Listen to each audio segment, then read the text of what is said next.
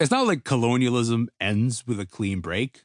Colonizers don't just slip out the back door and leave you to run your own affairs. The Anglo-Egyptian regime that gave Sudan its independence also left a terrible little gift: internal division. The British, who could relate to Arabs, and Egyptians, who were Arabs, had governed the north and south of Sudan as two separate regions.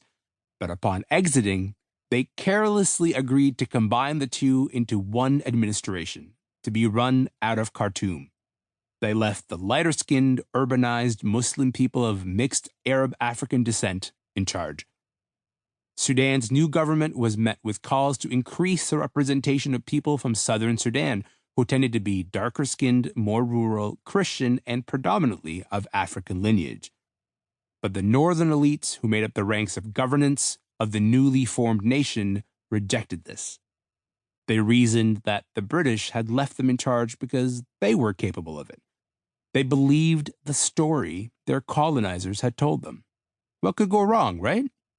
The episode kicked off decades of violent conflict between the North and the South, and systemic discrimination against Southern Sudanese people in the majority of the North. The first civil war started in 1955, 5 months before Sudan became an independent nation. It is possible to be born at war with yourself. In truth, it wasn't just Ja Rule's fault.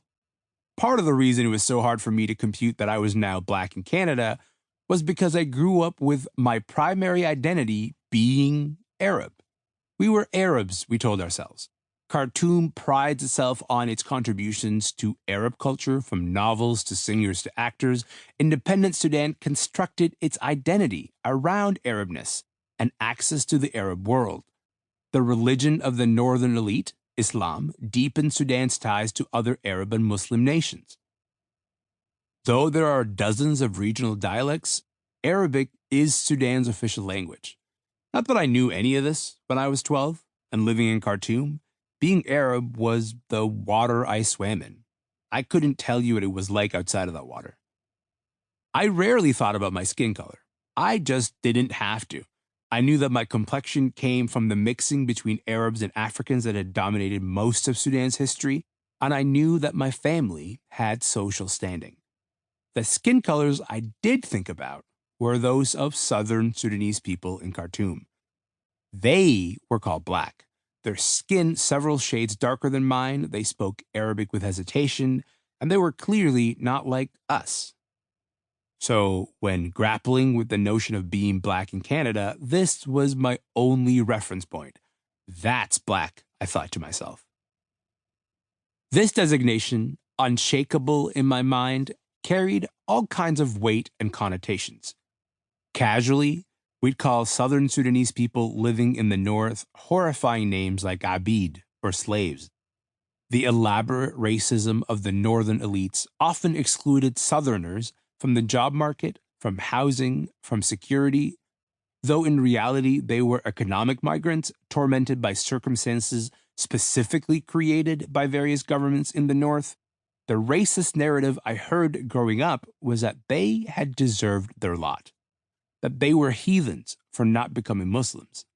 They were unjustly blamed for thefts, rapes, murders, and every plague that haunted Khartoum. Occasionally, local governments would promise to end the flow of these migrants coming north. In the midst of unrelenting racism, southern Sudanese people worked low-status jobs with no security. Most often, they worked as khaddams, or servants.